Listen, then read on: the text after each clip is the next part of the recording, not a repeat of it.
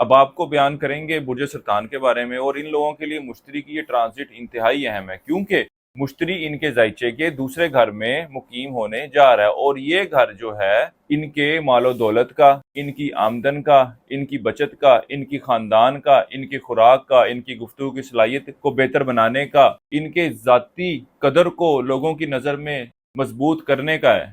तो आप बुर्ज सुल्तान वालों को खास तौर पर चाहिए कि ये जून से अपने आप को तैयार कर लें बिल्कुल। और अगर आप इन बातों पे अमल करते हैं तो आप जब अपनी जिंदगी का 2026 से 2027 में कंपैरिजन करेंगे तो आपको वाजिया फर्क और बेहतरी महसूस होगी। ये 13 माह का वक्त ऐसा वक्त है कि जब आपको माली मामलात में बेहतरी मिलती हुई नजर आती है, आमदन के नए रास्ते खुलते हुए नजर आते हैं, नए रास्ते बनते हुए नजर आते हैं, अपनी सेविंग्स को बढ़ाने के आप लोगों को बेहतर मौके मिलते हुए नजर आते हैं, चीजों को बेहतर तरीके से मैनेज करने की सलाहियत पैदा होती हुई नजर आती है, खानदान की तरफ से आपको सपोर्ट मिलती हुई नजर आती है।